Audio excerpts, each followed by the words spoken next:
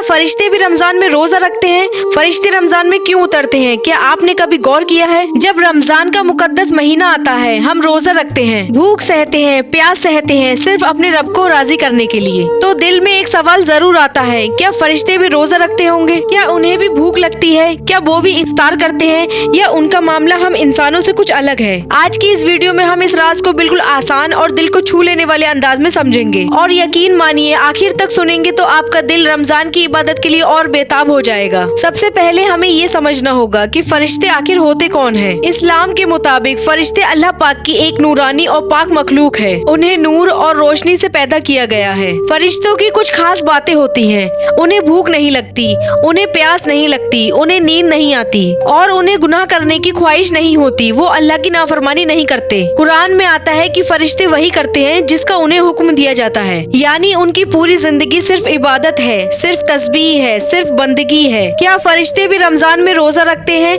जवाब है नहीं। फरिश्तों को रोजा रखने की जरूरत ही नहीं होती क्योंकि रोजा इंसानों और जिनों के लिए इम्तिहान है। भूख और प्यास सहकर अपने नफ्स पर काबू पाना, अल्लाह के लिए सब्र करना, ये सब इंसानों के लिए है। लेकिन फरिश्ते तो वैसे ही हर वक्त इबादत में मशगूल रहते हैं, उन्हें किसी टेस्ट की जरूरत नहीं। लेकिन रमजान में फरिश्ते क्या करते हैं? यहाँ सबसे खूबसूरत बात आती है। रमजान में फरिश्ते जमीन पर ज्यादा उतरते हैं। हदीस शरीफ में आता है फरिश्ते मस्जिदों में आते हैं, कुरान पढ़ने वालों के पास बैठते हैं, जिक्र करने वालों को घेर लेते हैं और दुआ करने वालों पर आमीन कहते हैं। जरा सोचिए, आप अकेले बैठे कुरान पढ़ रहे हो और आपके आसपास फरिश्ते मौजूद हों, ये कितनी बड़ी शहादत है। एक और अजीम खुशखबरी, जब इंसान रोजा रखता है, भूखा प्यासा रहता है, अल्लाह की रजा के लिए सब्र करता है तो फरिश्ते उसके लिए दुआ करते हैं। मतलब आपका रोजा सिर्फ आपके लिए नहीं, आसमान से आपके लिए रहमतें उतर रही होती हैं। शब-ए कद्र, फरिश्तों की सबसे बड़ी आमद, रमजान की सबसे मुकद्दस रात। कुरान में आता है कि इस रात फरिश्ते उतरते हैं। उलमा बताते हैं कि उस रात इतनी बड़ी तादाद में फरिश्ते उतरते हैं कि जमीन भर जाती है। हर जगह, मस्जिदों में, घरों में, इबादत करने वालों के पास, दुआ करने वालों के पास, यानी जिस इंसान ने उस रात इबादत कर ली उसकी तकदीर बदल सकती है। फरिश्ते हर जगह नहीं आते, वो सिर्फ खास जगहों पर आते हैं जहाँ अल्लाह का जिक्र किया जाता है, अल्लाह की इबादत की जाती है, जहाँ नमाज होती है, जहाँ सुकून और पाकीज़गी होती है। लेकिन फरिश्ते उन जगहों से दूर रहते हैं जहाँ गुनाह होते हैं, जहाँ गंदी बातें होती हैं, जहाँ झगड़े होते हैं। इसीलिए रमजान में हमें अपने घर का माहौल भी बदलना चाहिए। रोजा सिर्फ भूख और प्यास का नाम नहीं, रोजा है दिल की सफाई, गुनाहों से बचना,